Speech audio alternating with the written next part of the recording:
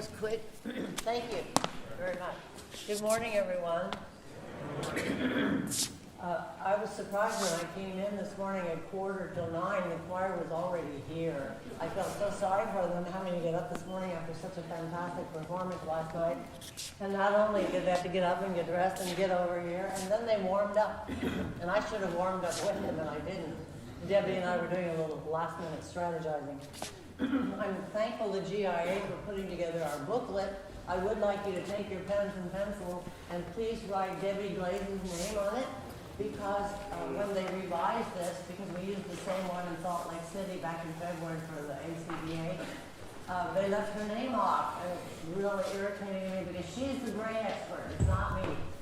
So Debbie, that's how she goes, D-E-B-B-I, Glaze, G-L-A-Z-E. She's going to tell you about how the brain works, and I'm just going to do my usual thing, which is rehearse the choir, you know. With that said, I want to tell you how this came about. Debbie was my student at San Jose State. She got her master's degree with me. And as I recall, her project was to compile and do a bibliography of all the master's degrees that were in the library that nobody had ever, collated. Wasn't it something like that? Master's degree dissertations or something at San Jose State. Anyway, in those days we didn't have to turn a choir and sing all this. We had, several options. Anyway, she graduated in 1980. So that's how long we've known each other. She was my alto section leader in my church choir, First Presbyterian Burlingame, and her husband was my tenor section leader. So we were very close friends and stayed in contact as she taught locally and then moved away. But we always stayed in contact. She came back from our retirement party 10 years ago. So then I was in Texas a year ago, January, doing sessions for the TNEA, the largest music convention in the country, 25,000 people. And I didn't know it, but she was in the audience on a Renaissance session that I was giving on how to rehearse Renaissance music and make it come alive. And I said, let's go have lunch. And so we had lunch together, and she said, you're doing a lot of things that are really brain-based. And I said, what do you mean? And she told me that this had become one of her areas of specialty. If you didn't know it already, she's head of Mus Ed here at Portland State. And she said that's become one of my pet things. And I do all these talks all the time about how to make the brain work more efficiently and to make all those little neurons talk to each other. And I said, what you're doing, I don't think a lot of choral directors know. We all just keep doing what we were taught to do, and I don't think we're all aware of all the latest brain research and how it applies to our teaching. I said, why do you write an article for the Choral Journal? She said, I don't have time for that, I'm too busy. Because she's out doing workshops all the time for band directors and orchestra directors and elementary teachers. And so we kept in touch, and then when GI asked me if I would do a session at Salt Lake City, I thought, perfect. It's a chance for me to let Debbie tell choral directors what she knows about the brain. So we put it together. Of course, there are so many things we could have done, but because of time, we decided to delimit it to the 5 key principles. There are many more principles, but we're delimiting, right? So I'm going to turn this over to Debbie and let her tell you what she knows, and I'll just try to put some of the principles to work. And I should warn you now, I'm probably not doing anything that you've never seen or done yourself, but it might remind you of something you forgot to do and you want to do at your next rehearsal. So I'm not doing anything earth-shattering. It's just all stuff that kind of applies to how the brain works. So, Debbie, take it away. I'm so sorry to interrupt for one moment. As we have more people coming in, I know we love to sit on the ends of rows. If we can move towards the middle of the row so that those who are arriving don't have to crawl over you. Thank you so much. That's a good idea. Yeah.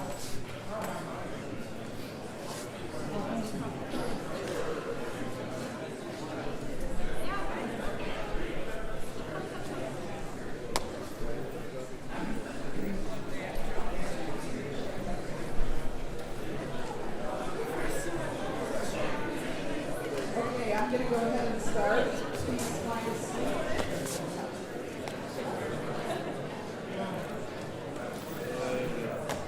There is one thing I should tell you. Debbie and I said, what can we do that's a little bit different from what we did in Salt Lake City? And I don't know that we're doing anything different, but what my point is that as choral directors, we need to be aware of the fact that a lot of our students are going to go out and be choral directors themselves. And they will do what they have done in your choir.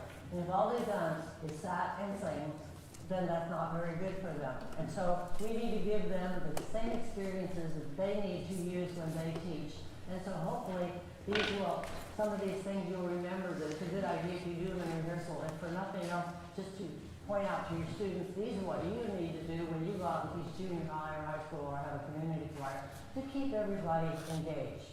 Yes? Go. Thank you and welcome to Portland State. I'm so thrilled and honored to be presenting again with Charlene today on my pet passion, which is good teaching. Good teaching is also part of a good rehearsal. And so we are talking today about not so much you and your rehearsal tactics, which you've probably honed over many wonderful years, but what do your students take away as they go into the classroom or their own rehearsal? There will be a little bit of talking, a lot of demonstrating, and the wonderful thing about brain study is now we can see the brain and we know what's going on and we know better what works and what doesn't work. And so we'll talk a lot today about all the things that will make your students learn quicker and remember more. Because if they don't remember, they haven't learned. And if they have no meaning for what they have done, they won't remember. So everything in rehearsal is about creating memories and context and meaning. And watching Michelle the other night with the choir, it was so wonderful to watch that happen. As I deal with principals and school districts around here, young teachers, especially in areas of reading and math, are really getting tuned into brain-based teaching, what works and what doesn't.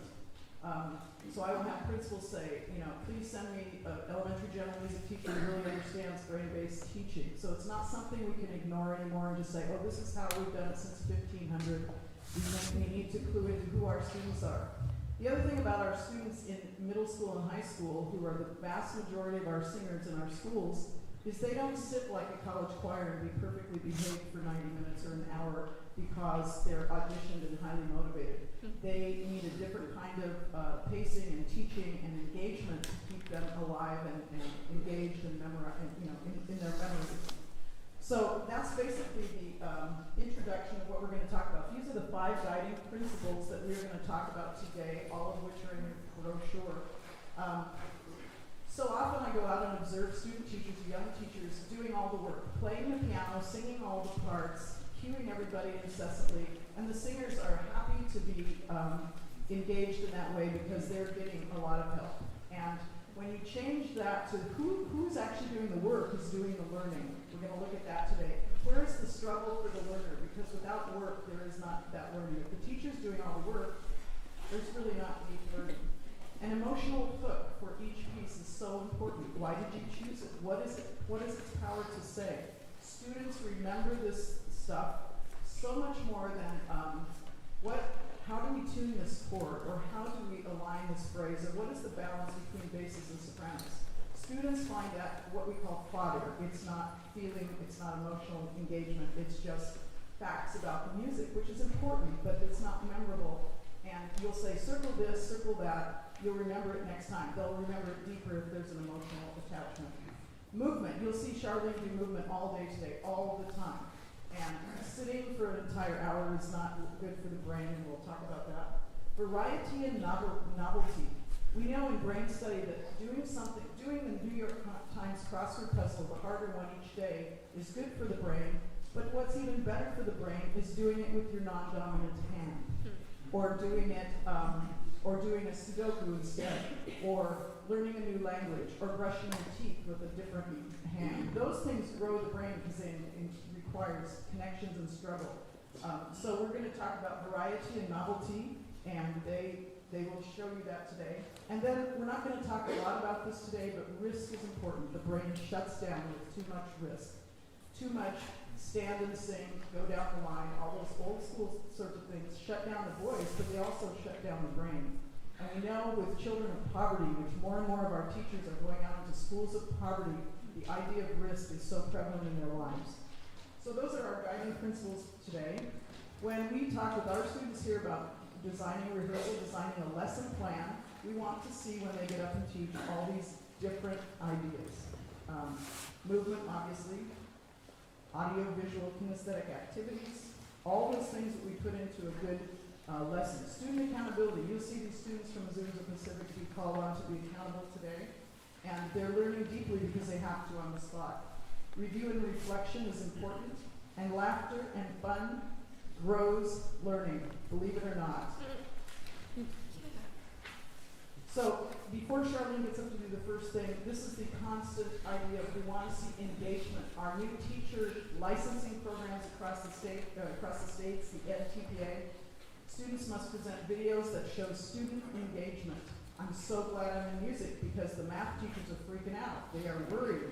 Music teachers, how do we get students engaged? They remember more, and you want them thinking, you want them working on all levels as they are engaged and working at what they're doing, individually giving 100%. So Charlene will start with Viva la Musica with the choir.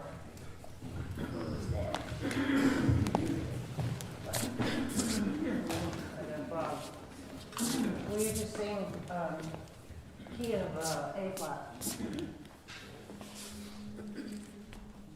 Viva la Musica. In your own range. Just stand and sing it, right? Viva la musica, viva la musica, viva la musica. You sound great for early in the morning. Thank you. This time I would like you to use your left hand, and then your right hand, and then both hands. Oh, and if you can, where you are, if you would just step forward with the foot, or the other foot. Up a half step. 1, 2. Viva la musica, viva la musica, viva la musica. Good. Will you look at each other? Half the choir, look at this half. Find somebody that you love to sing with, and that you really want to convince them that you love music. Long live music. But your face has to say, I love music, right? Up another half step, please. Ready, go. Viva la musica, viva la musica, viva la musica. Thank you. You may sit down. What did you notice about the thing? Yes, Adam? You were actively communicating with another person. You were communicating. Why is that important? That's what you were doing in performance. Because that's what you're supposed to be doing in performance, right? Communicating with our audiences. Great, yes. The movements influence the shape of the notes, whether growing or going. Really? The movement actually helped you shape the phrases and build the accent. What else did you notice? Yeah. I enjoyed singing more when I was looking at her. Oh, isn't that important? That we enjoy what we're doing? Yes. I like my choirs to have fun in rehearsal. If it isn't fun, don't do it. That's my motto. I want my choirs to love every minute they're in choir. And I want them to be engaged mentally every minute. I never ever let my choir sit and listen while I work with another section. If the sopranos need help, I'll say, I'll meet you tonight at 7:30 and we'll have the beer and then we'll work that out. But I don't ever have my choir sit and do nothing in a choir. Everybody does everything, and I've always done that since junior high. Everybody does everything, which means that everybody's always singing, never sitting and watching. Now, I have to tell you that I used to never ask questions of my choir. I mean, I don't remember asking questions. And then I watched Amanda Quist when she came to San Jose State 7 years ago, and she was always asking key questions. And she got such interesting answers from her people, and I saw how they were really engaged when she asked questions. So I wrote to her after she left San Jose State, and I said, how do you know what kind of questions to ask? And she gave me some guidelines about what she's looking for in her question. And so I started asking questions. So I did a workshop with a community choir, and we did, I have no voice because I had a discectomy. I'm sorry. I used to have a really good voice. I did. I mean, I could have sung solo voice. Because I made voice my guiding principle. You know, you've got to understand the voice before you can teach choir. And so, so we were doing this exercise, and we finished. And here's this group of adults, pretty old. And I said, why did we do that exercise? And they gave me all these weird answers that had nothing to do with what we had just done. And I said, well, the reason I asked you to do that exercise is, you know, uniformity of vowels, and all the vowels are placed in the same place in the mouth and that the throat is open for both O and E. And I realized that my choirs are going through these things every day and they don't know why we're doing them. And how are your students going to go out and decide which vocalist to use if they don't know why you chose the vocalist, right? So that's one of the reasons that I ask questions afterwards. And it's interesting, yes. So movement helps, expression helps, enjoyment of the process helps. I never do a warm-up ever without some kind of a movement. And if I can't think of a movement, I ask the singers to think of a movement. And it's like Debbie said, I used to do all this stuff and I worked so hard in rehearsal and I thought, they're just standing there doing nothing. Why don't I have them do what I'm doing? So whatever I did with my hands, I had them do with their hands. And that's how I got into the whole movement thing. Because I was doing it myself, pulling it out of them, you know. That you pull, you do this, you do that. And so that's how I got into movement rehearsal. Yeah. It's also how she got into he who does the work does the learning. One of the things that's the latest research that I'm really excited about is what happens when your tenors are rehearsing a little part and you can't have everyone singing. What is everyone else doing? Well, if they're in middle school, they're doing, we don't know. But the latest research, and I won't go into the whole story, but it shows pretty conclusively that people who are thinking about something in a focused way, their brain is working and growing just like the people who are actually singing. So if they have assignments of something to be doing, or if they're singing the tenor line, or if they're humming their line, if they have a focused assignment, their brain will stay engaged rather, and you all know this. Young teachers have trouble with this. They're so worried about getting the tenor line that they ignore everyone else and then nothing is accomplished. So there should be in the lesson plan tasks for everybody. While I'm working this part, your assignment sopranos is this, altos is this. Be comfortable with silence and wait time. As Charlene says, when you ask questions, you get a lot of hands popping up, typically the same people every time. You want to engage every student and wait for them, as hard as that is in our rehearsal structure. Or you want to elicit that. Adam, what are you thinking this time? And there's no right or wrong answer from Adam, but he is empowered to talk and to think. And besides the fact, if everyone knows they might be called on, everyone is thinking, not just the people with their hands in the air, because those tend to be the same people. So if we say, I'm going to ask somebody how you felt about the exercise and what did you focus on, I'm going to think of someone to ask. So it gives them time to think, and then you randomly call on someone in a very supportive way. So everyone is thinking, not just the people with their hands in the air. The value of the struggle. The younger the student, the more they hate the struggle. American students these days will jump in and out of activities if they have to struggle. But music is a long learning curve, and we know the struggle builds their brain. I have yet to see a classroom where if you said to somebody, this is building your brain, let's stick with it, let's keep working, that went, oh, I don't want a better brain, sorry, I'm out. They get that. This is good for your brain. So quickly, I talked about this before, no application of what you're talking about. So when she tells you to do something, and then you apply it. So often I see rehearsals where somebody says, that chord was out of tune, here we go again. Well, they haven't applied what she just said to fix the chord because she's in a hurry or whatever. So we have to apply something to create a memory of that chord, not just talk about it. I'll show you a frightening slide in a minute about how much students remember about what you said in the rehearsal. Application means doing, not talking about it. And show them where the patterns are. We have our young students find the patterns in all the music because the brain loves patterns. Here's the slide that tells you what you remember after 1 month. Which if you're a parent, that top one is slightly terrifying because it means that, it's like Charlie Brown, wonk, wonk, wonk. You do not remember after 1 month 86% of what you heard. But if you look at the bottom one, how much do you remember if you have to teach somebody else? You have to own the material, you have to own the music. So that's why peer teaching and peer work and stand partners and partners of all kinds, turn and tell your neighbor the answer to that. Raise your hand if your neighbor got it right. That accountability and teaching of someone else is so important. I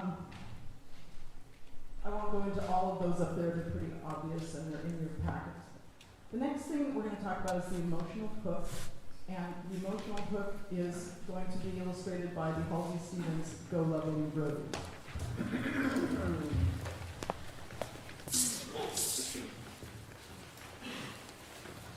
Let's just stand and sing it with fun do. I love do because D starts the consonant and U is a blending vowel. I almost never use ah because ah is our voice print. Did you know that? If they get rid of thumb print, it will probably be a voice print and the vowel will be ah because everybody's ah is distinctive. So that's why I hardly ever use ah in my warm-up unless they're with another vowel, like sing, sing-ee-ah or something like that. Yeah. Okay, you have your pitch? Good. On do.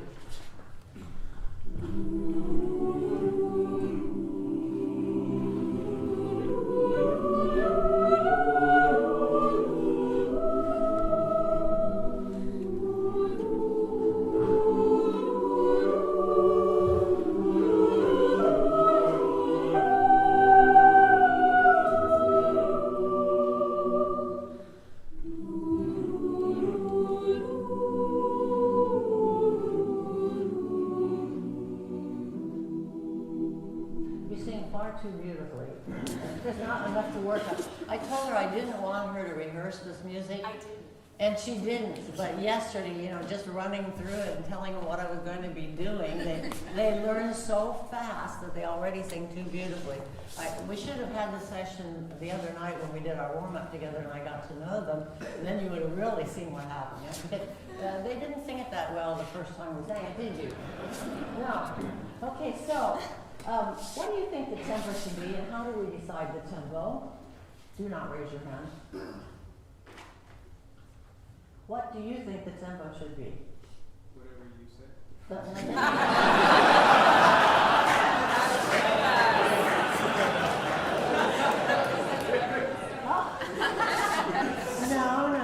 I'm not the only one making the decisions in this choir. You have to feel good about it. What does andante mean? Giselle. We don't have a Giselle. Rochelle. Andante means at a walking pace. At a walking tempo. Okay, could you just walk around a little and tell me what kind of walk you think it is? And say the words to yourself as you walk.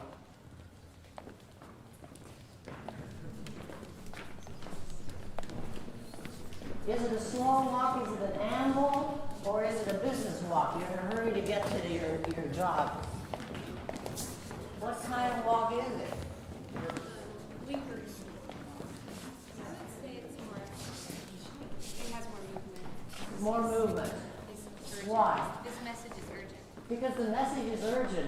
You're speaking to a rose, right? What is a rose? A rose is a rose is a rose. Isn't it interesting? How many poets choose a rose? I guess it's the most perfect flower. I love all flowers. But you're speaking to this flower, and you want the flower to send a message to whom? To your loved one, right? And you want the rose to be very emphatic so that she gets the message, all right? So it's a walk with energy, with movement, right? I always think about andante, and I think if I were walking that, how would I walk it? So will you kind of walk in tempo, and will you find your tempo? I'll just give you a breath, and then you go. Ready, in.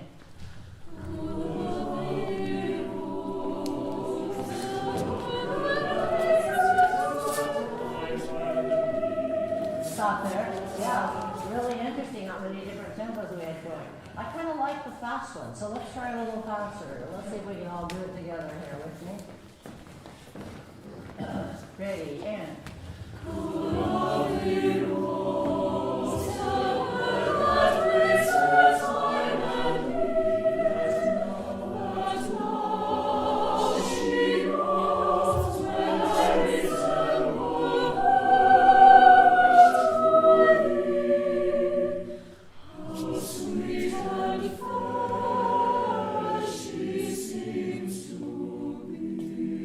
Lovely. I would like the women to come forward and face the men. And then just kind of stay there where you are.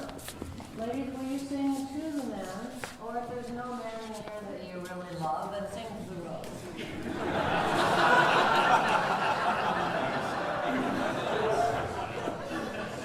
This is a funny thing. I had a choir at San Jose State with a couple, we call them soldiers. They just stand there and sing, Or dead trees. And I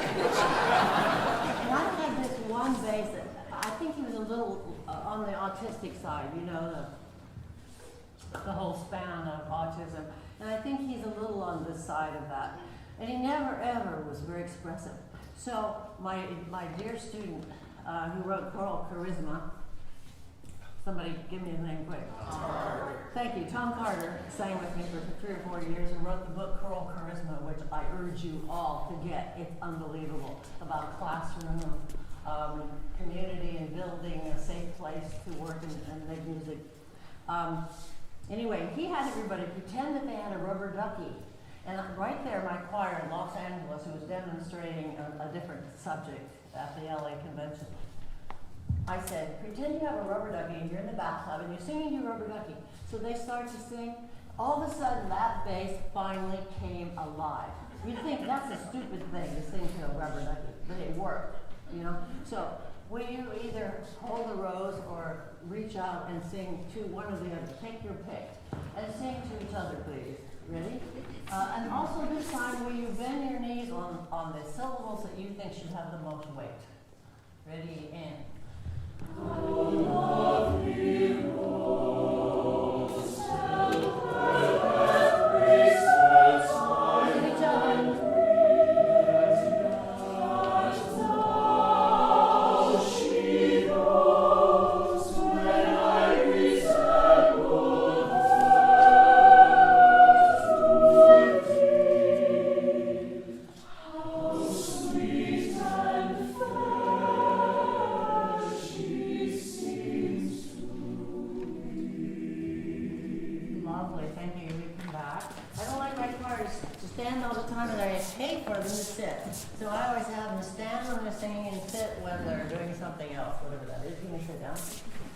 Yesterday I asked them if they had an idea that we could do that they think would work in rehearsal to tell us what it was. And there he is. Steve, tell the choir what you want them to do and why. Yeah, so I came up with this idea, well, not idea, but from learning in school, of incorporating drawing into this next activity to help us better understand the text and to just engage with it more as well. So what we're going to do is take out your blank piece of paper and pencils, and I want you to draw what the text is representing. The only rule is you can't draw a rose. Good rule. Okay. Draw what the text says to you. Very quick, line draw.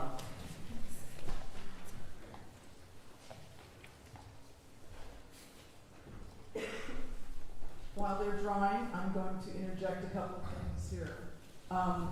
As much as you can personalize each piece, what it means to you, why you chose it, there is so much literature out there. Why did you choose this piece? How does it speak to you? Especially with young students, this is so empowering and impactful for them. Each piece tells a story.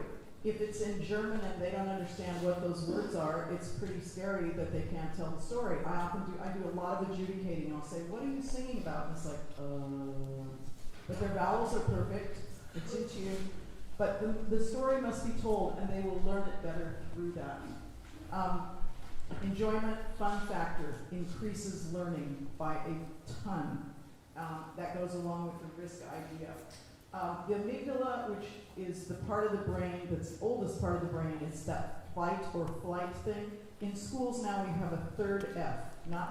Students can't flee, they can't fight, but they can freeze. And so if they're not engaged and not supported and not empowered, they will freeze and they won't sing well and they won't think well. So emotional attributes are very, very important. And if they have meaning, they have memory. If the work that you do on a piece has meaning, personal meaning or collective meaning, they will create a memory that will stay in their brain in a million ways. If there is no meaning, no context, the learning is much, much shallower. It's called walk around learning. You all know, get off of the podium and move around with your choir. Be sure you're not standing in the same place all the time. I remember at Fullerton State, Dave Thorson used to always stand back 50 yards. He had a huge rehearsal room at Cal State Fullerton, and he would always stand back in rehearsals because I want to see what it sounds like in the audience when I'm rehearsing. If I get too close, I hear all the individual voices and I get distracted. So I always try to stand back as far as I can in rehearsal, but then get close sometimes. And some of you are are really artistic, just like Mendelssohn. You know, Mendelssohn was a great composer who was also an artist. He did paintings. He was amazing. He was a man of many, many talents. I don't know if Halsey Stevens is a painter or not, but I know that Halsey Stevens was the teacher of your friend, who? Martin Lawrenson, that's right. And they all know Skip because they worked with him so many times. And Michelle's been lucky. She grabbed Eric Whitaker when he was new and nobody knew him, and she just kind of took him into her choir and into her school. And she did the same thing with Skip. She's like I am. We use our friends. We all know that. Okay. So, anybody have something that you think is unique or that you would like to share? What you drew? I see some of you made a road, like a road to your heart. Some of you drew just hearts you love. Some of you drew a little bird. What was the bird doing? Well, for mine, I drew a picture of a hand holding a heart, and basically giving that heart to a dove, which in a way does resemble love. And just kind of, I picture, you know, this man giving his heart to this dove, saying, "Go." You know, the dove resembling the urgency of how he wants. Do you all get it? To get it. She's using the bird as a messenger, like the rose as a messenger, personified. Yeah. Why is this important? What do we want our audience to feel when we sing this song? And by the way, I asked her not to learn any particular songs. I said, what songs are you singing this spring after you do Christmas and after you do Portland?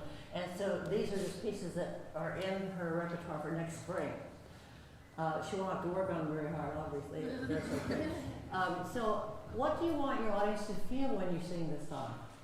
I know what you are feeling, what you're thinking, but what do you want your audience to feel? What do you think that, after you sing this short little love song, how is the audience going to feel? What do you want them to feel? Yeah. I imagine that in the context of this piece, that they are like the rose, that I am singing to them so that they can give my message to whom I love. So you want them to actually go out and remember to tell the person that they love, I love you? Don't forget. I forgot. That's a good message. Yes. Tell me, what do you want the audience to know, Sarah? I want them to feel the urgency and just I have like little sunshine on here because I love just the warmth. He wants her to know how much he loves her. And so if anything, like feel the urgency, but more so feel his love and just know about that. You want them to understand what the song is about. Yeah, and just feel like that intense love. So that they might reproduce it with their own loved one. Yeah. Would you have the audience applaud after you sing this song? You know how you sing a song and the audience applauds, and you sing another song and the audience applauds. Would you have the audience applaud after this short little love song? If you don't want them to applaud, what might you want them to do? Or what might you do instead of having applause? Eugene? I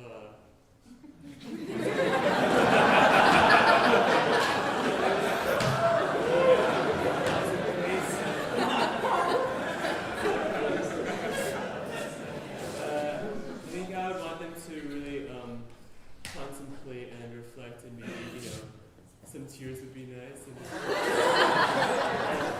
I love the fact last night that Kent's choir was crying after they sang the soldier song. We all were moved, many of the people in the audience was crying, which is what I tell my choir. Either the audience better laugh or cry or have a good time when we sing, or we have not done our job. That's right. And so I don't want my singers particularly to sing. I said, you have to control your emotions. You can cry in rehearsal, but in performance you better be in control. But anyway, we want them to feel. So I think I would give a little pause and put in the program no applause after this piece, maybe, and then do another love song, maybe a set of 3 love songs. Kirk Meacham hates the fact that so many choirs do a 2-minute piece, and a 3-minute piece, and a 4-minute piece, and sometimes they have nothing to do with each other, and so that's why he's always written sets. And by the way, he called me and asked me, since he couldn't be here, he said, tell all my friends I got a 25% discount for them to buy my book. So if you don't know about Kirk's book, I have that, or I can give you his email. He will send you a 25% discount to get the book he wrote, which is titled, sorry, I said my purse. Say it again. Believe your ears. Thank you, Sharon. Yeah, Sharon's the brain expert. I feel terrible having to do this with her in the audience. Yeah, believe your ears. It's expensive because he had trouble finding a publisher who would publish it. And he found this publisher that sells books to libraries, so they can get whatever price they want. Every library has to buy it. And then maybe if they sell enough books, they'll do it in paperback a year from now, but I wouldn't count on it. It's a very interesting book telling about his attitude toward contemporary music. That's all I'll say. Okay. So, I'm very careful to think about, I don't like polite applause. You know, so I wouldn't have them, that's just a pretty little song, but I don't know if it's going to get a huge applause, so I would try to do a set of pieces without applause in between, or try to think about it, think about my audience when I sing this piece. Thank you, it's lovely singing. There are a million other things we could do with this, but let's move on. All right, our third principle, which you've all already seen some of, is the principle of movement. I like to tell my students, your brain is using more oxygen when you're up and moving around.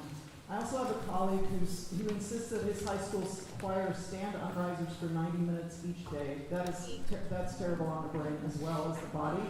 So you need alternation to keep your oxygen flowing, to keep your brain alive.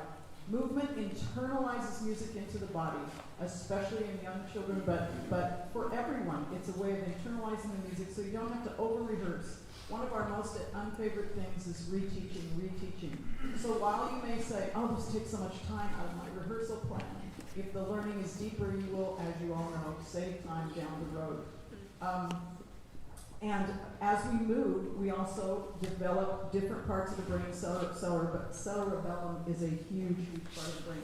So they are now going to sing the Lassus, Domine Labia, and move.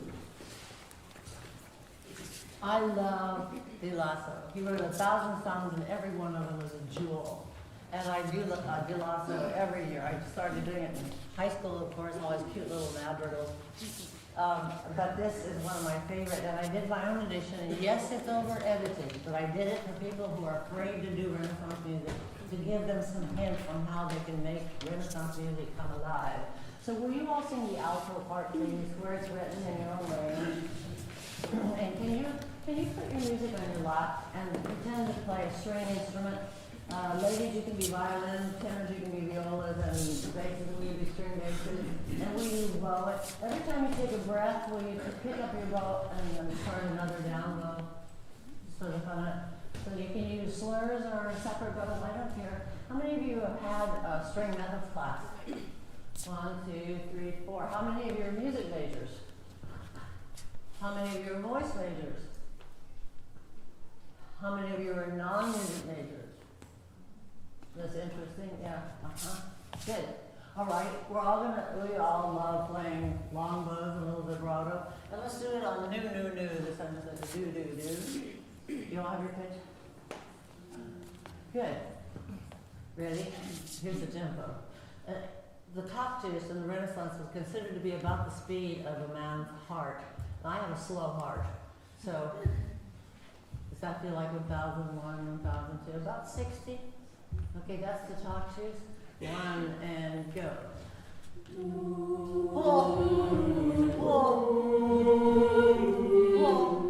Sing a new bow.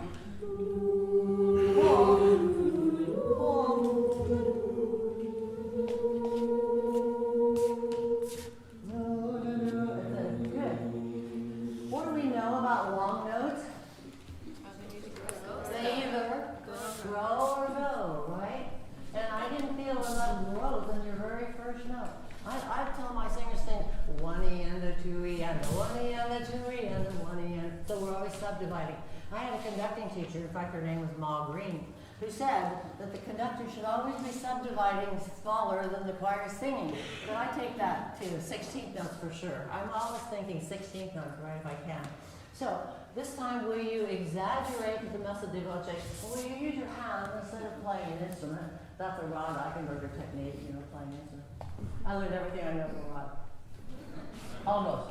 Okay, so will you go and do this motion on the long notes, because we know that it doesn't go it doesn't crescendo. There's always a little bit of a decrescendo before the next note, right, in music.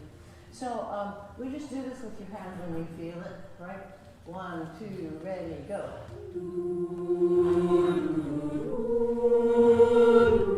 Good. Breathe.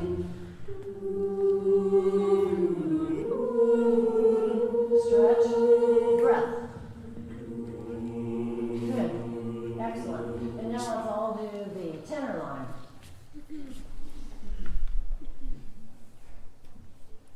And I like what you did. Let's do that again. The Messa de Voce, right? You all know that, the name of that sign? Anybody never heard of Messa de Voce? Good. Put it on every note longer than a quarter note. Sometimes even a quarter note has a little bloom in it, right? The tenor line, everybody together. Ready, and 1, go.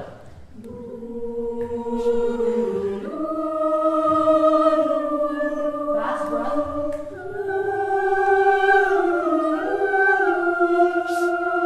Good. You may hold your music. Stand up.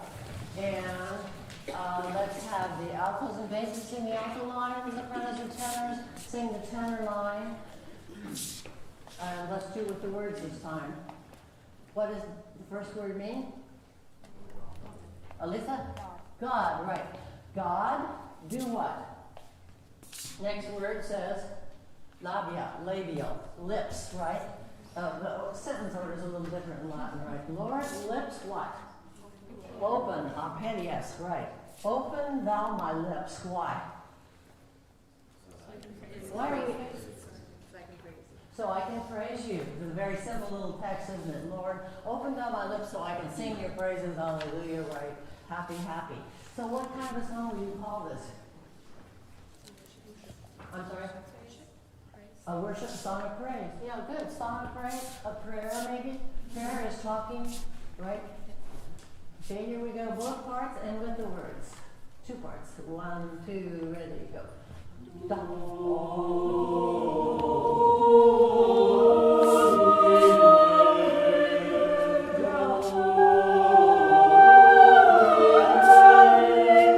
Very nice. Yes. This is the way I always teach Renaissance music. Understand the line 1 page at a time, so they want to come back tomorrow and learn the next phrase. You know, 1 phrase, 1 musical setting. So that they understand how the parts fit into each other. Now, because you're fast, we don't have time, you all sing your own part, but I'd like sopranos to make a circle here, basses circle there, altos circle here, tenors circle there. Love your patent leather shoes, guys. All men should wear patent leather on stage. Here we go. Everybody on your own part. Keep the top twos. In fact, this time, will you just sway a little in place? Left, right, ready, and sing. Now, accent, let us hear you enter. Basses.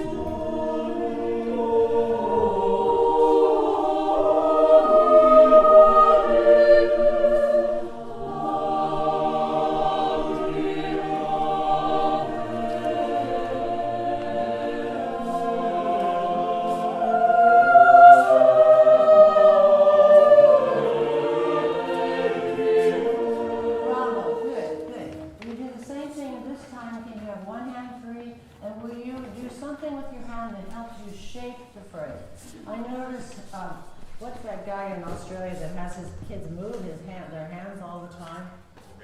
Randy. Oh, I love the way it works. I don't know that I would do it in performance, but I want my singers moving their hands and feeling with their hands all the time. So do what the line tells you to do with your hand. You don't have to do the same thing anybody else does. And every now and then, could you look up at each other and kind of listen around so that you hear each other? 1, 2, ready, shake.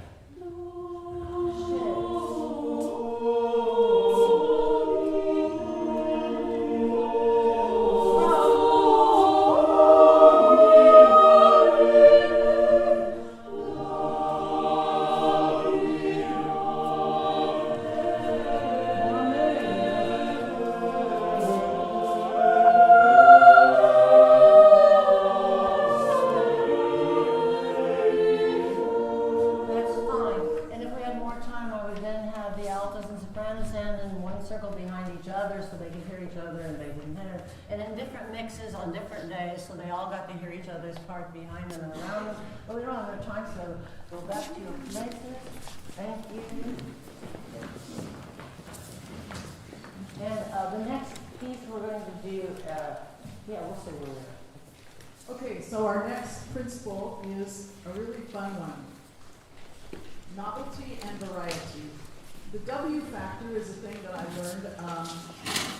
It talks about that chemistry teacher that blows stuff up and he dresses up as Albert Einstein on the day that he blows stuff up. And kids come home and remember that forever. They may not remember the chemical principle they learned, but they remember what's going on. So everything should be different. We all know, don't do everything the same. Don't do things the same way over again. Don't rehearse the same thing the same way. I was sharing with Charlene that my son's bassoon teacher was a master of this. The late departed Lyle Dockendorf from this city.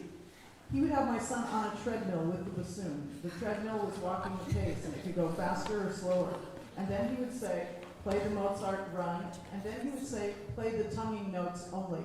So he's walking on the treadmill, and he's got to think the piece in his head. So audiation is so important for the brain. And then he would only play the tongue notes.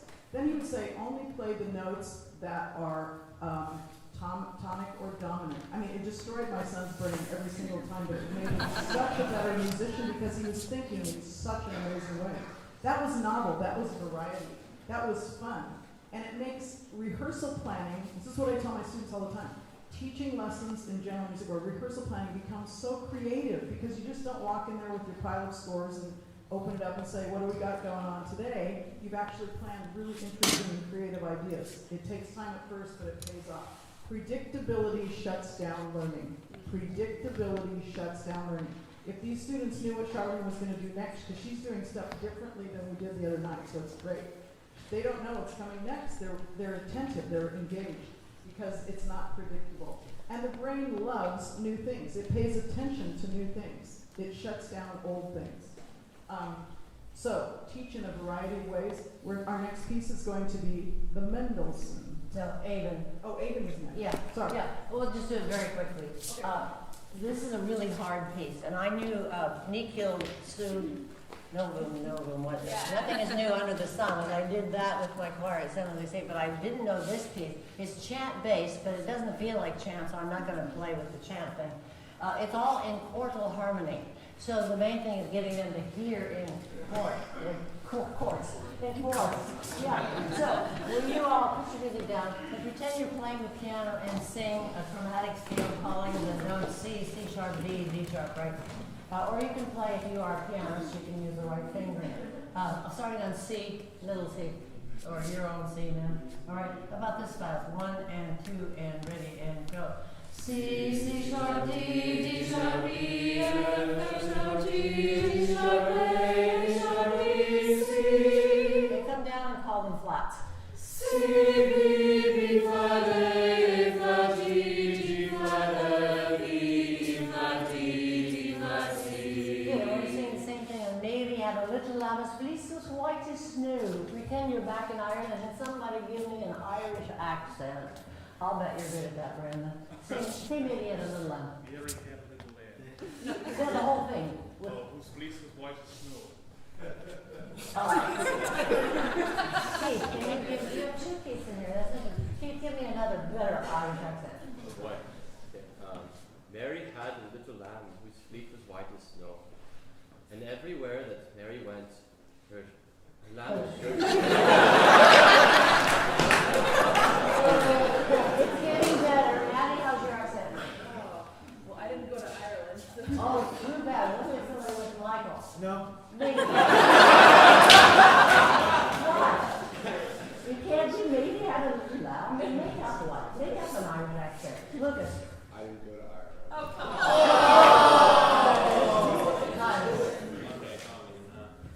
Mary had a little lamb whose fleece was white as snow, and everywhere that Mary went, her lamb was sure to go.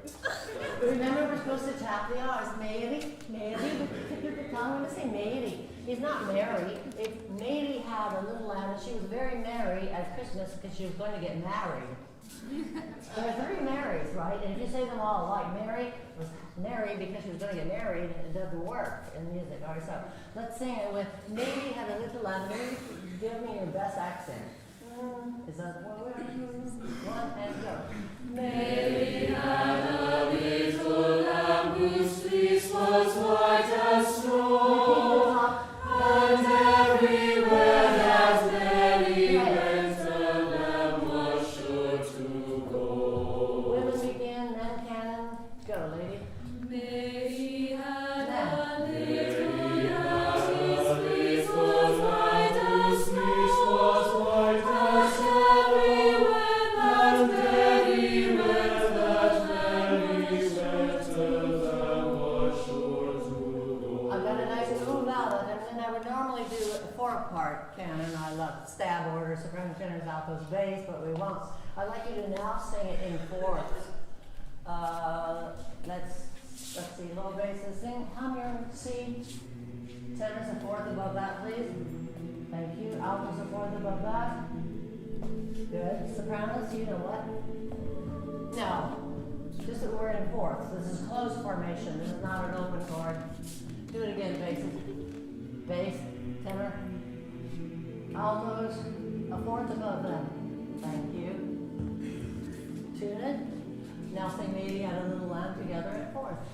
Mary had a little lamb whose fleece was white as snow, and everywhere that Mary went, the lamb was sure to go. And I would do it faster, and I would do it with lots more consonants. I don't hear too many T's in there. But that whole idea of that is to do vocalises in the middle of your rehearsal, not just all at the beginning, or do musicianship exercises at the halfway through the rehearsal or whatever. Let's just do one phrase from this, please. And let's start where everybody sings forte and you all sing the same words at the same time. Where's that? Take 6. Exultemos. Pitch, please.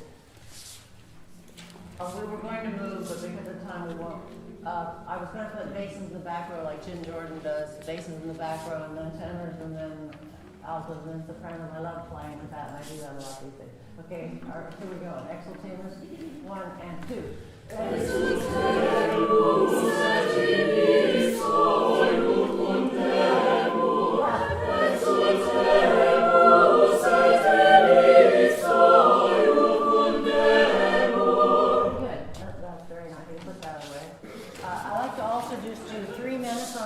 So 2 minutes on a piece, and then just 1 page of a piece instead of always all pieces all over. And now Mendelssohn, go. Okay, the Mendelssohn that they're going to do, she's already done a bunch of stuff on risk, so we want to keep risk low for volunteers and for music we don't know well, so people are set up for success. Risk can increase as we know a piece, so we have larger groups. The memories of risk-taking in music class last a lifetime. And if you don't believe that, ask some adult friends who won't sing anywhere anyhow because they were somehow put at great risk and all that hurt their feeling of themselves. In the middle of the rehearsal, it's always good to have students reflect and review, or you have a moment where they write down what they learned, what they might want to work on. The Mendelssohn piece of this, which will be their last piece, we're going to sort of, Charlene will put together all of the kinds of principles we've talked about to this point. Let's stand and sing the ending of the chorale, the last half of the piece, starting with Har Afwa. Soon we have 2 words that end in CH, and since we don't have that sound in English, can somebody tell me, what do you think of when you sing the word I in German, or the word no? What do you think of for that CH? Yeah. I think of the word huge. That's a I think of the word huge. huge. And I also think of my hand imitating what's going on in here. How about a cat? Everybody go. It's a front CH, right? We call it ikra, front CH, so everybody like a cat. It's in the front of the mouth, right? That's good, she's a voice major. So what do you think of when you do the back CH? Like the name of the composer. Everybody say the name of the composer. You thought of him. Again. Where does the air come? Over the back of the throat. What's the IPA symbol for that? an X. X. So when you see this, you remember, and you do, if I do this, just as a reminder, right? Every now and then. Howard Swan used to always have everybody substitute SH because he said players never put enough of the E. You have your pitch, Howard of God. Okay, I'd like you all to conduct and sing as you do it. And we're conducting 4 this time. 1, 2, ready, go.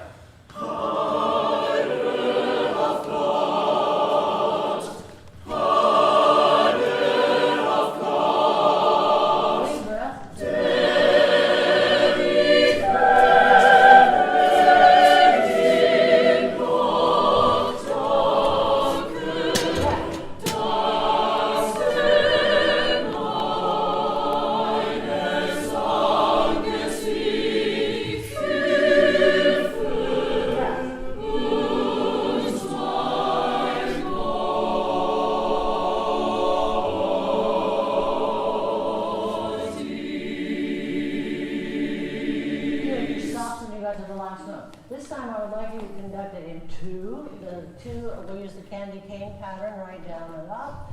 And I would like you to do something different with the echo phrase, what you think is different with that. And I would like you to be sure that you put a crescendo after Angesicht, breath. I always told my church choir where to breathe. I would just go through the first thing, get your pencils ready, breathe, breathe. I mark the breath when we sight read. So once they knew where to breathe, half the problems were solved. So be sure you have a crescendo going from Angesicht to Hilfe, yeah? Okay, in 2. 1 and 2, go.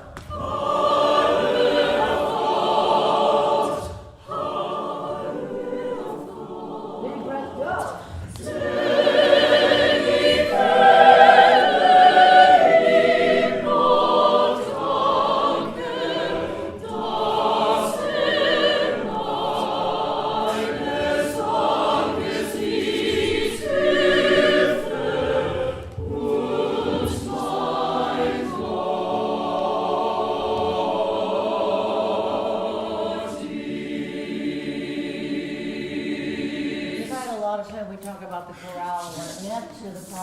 Churches and how everybody's together in their community of worshipers instead of the priest doing it all up in front.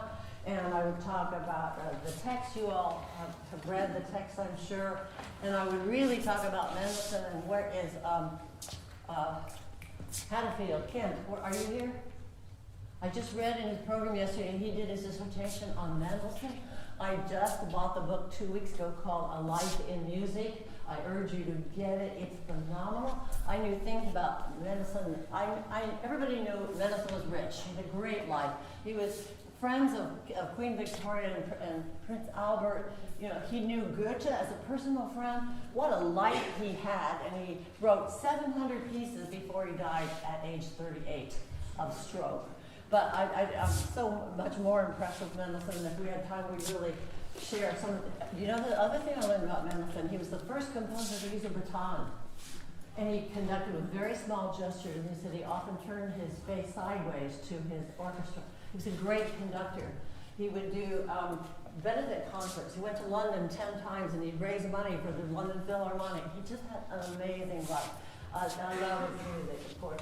How many of you have sung something else by Mendelssohn? Think about it.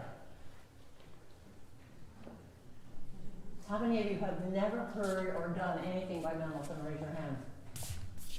Okay, tell me what you know of Mendelssohn.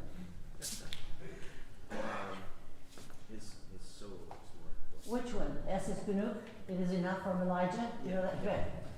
When he was 20, he conducted Bach's St. Matthew Passion. Right. Yeah. Only 20, and he conducted the first performance after Bach's death. Now, what music do you know of Mendelssohn that you've heard?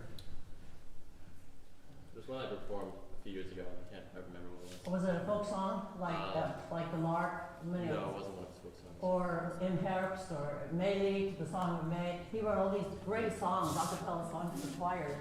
How about his orchestral music? Do you know any of it? No. Anybody know the Hebrides Overture?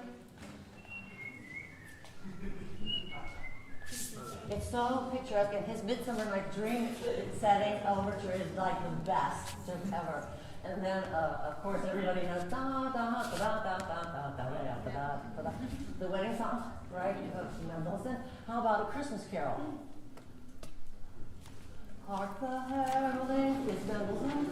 I mean, the more you think about it, the more you think of all the great music he wrote, Scottish Symphony, the Italian Symphony. Just go on YouTube and listen to some Mendelssohn. You'll just love it even more. The middle section, will you sit on the edge of your seat and sing, gentlemen? Got your pitch started? Go see. The middle section. We agreed there were 3 sections, so where does the middle section start? At the andante. Are you ready? 1, 2, 3, go. Das ich hineingehe zum Alter Gottes zu dem Gott.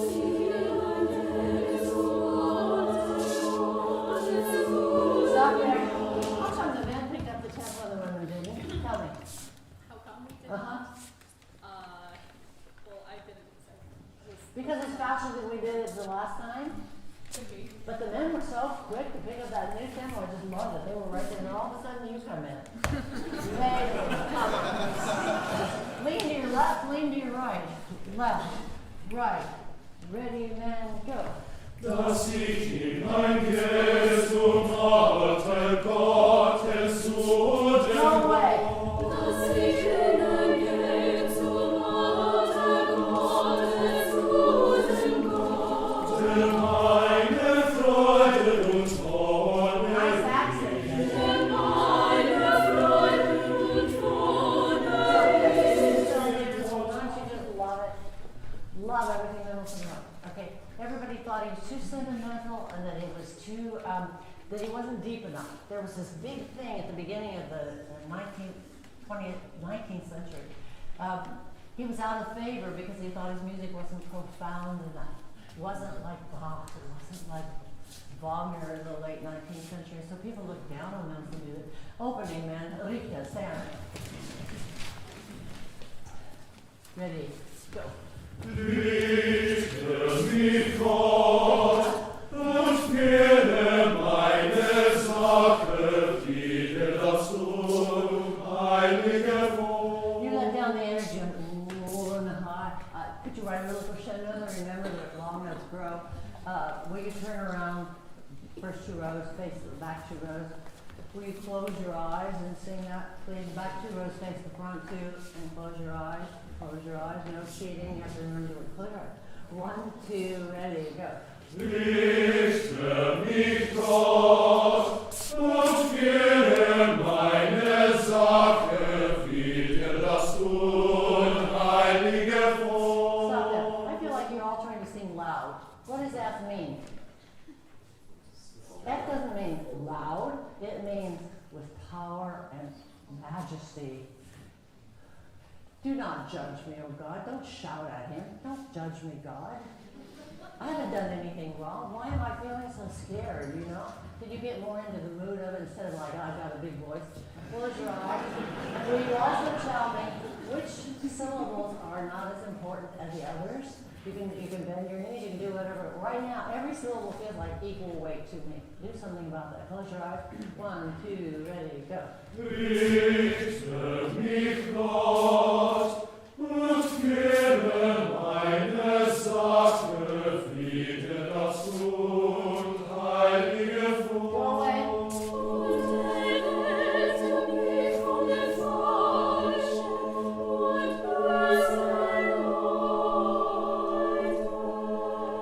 Thank you, man. You may turn around and you sit down. I wish we had 2 hours.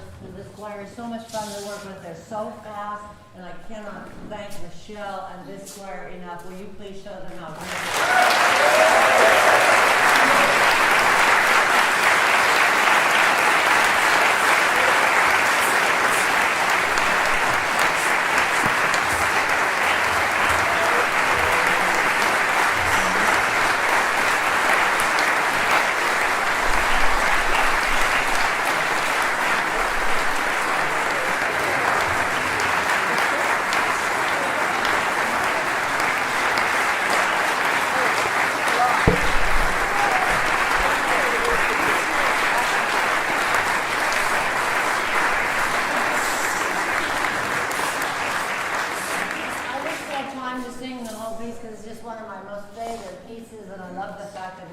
home setting, and you can do it in churches or schools. Because it was even before Jesus was born, this text was written. We can sing it anywhere, anytime. Yeah. Debbie, you want to close? I just want to thank also the choir and thank Charlene for not just today, but for a lifetime of teaching, mentoring, caring, and being such a model. I was at a workshop this summer in Lake Tahoe, and oh my gosh, her name came up every hour. So thank you for everything, and I now will turn it back over to you. To me too. Thank you. Yes.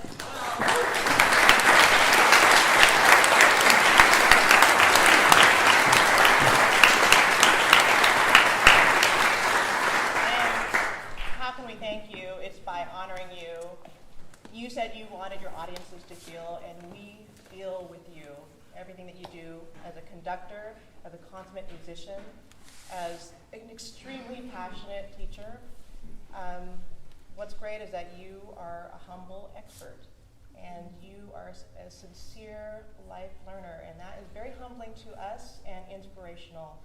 And on top of all that, I'm just going to be honest, you are very inspirational to the women in our field, being the first to get a DMA in conducting, and also stay on that path of being who you are, which is an amazing musician and an incredible teacher. So we honor you with this award, which reads to Charlene Archibeque for her inspirational leadership, contributions, and distinguished career as a master teacher and conductor.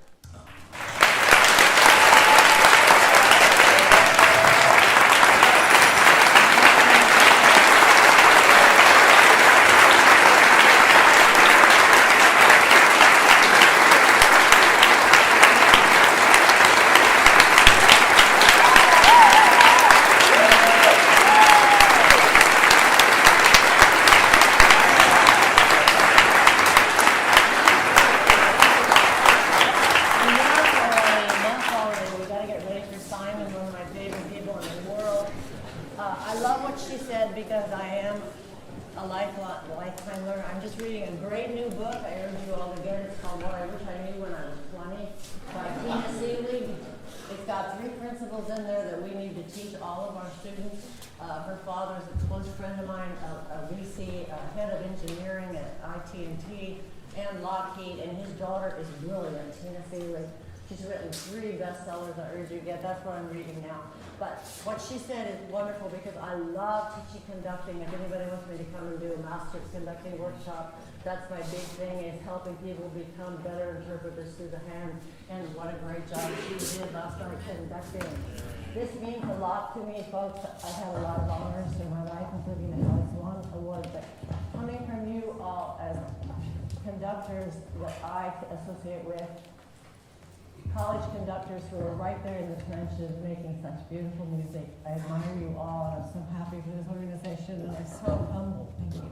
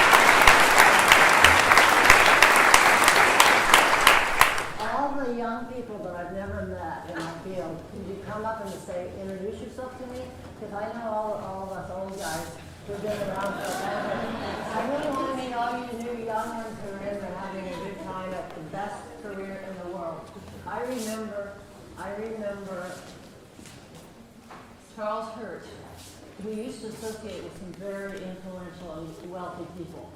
And he would tell us in all his conversations, and he'd say, all of these business leaders and very rich people, I would tell them, I am in the best profession. Amen. And I have always agreed with him. There's nothing else, if I came back to this earth, that I would rather do than exactly what I've done my whole life, is teach choral music. And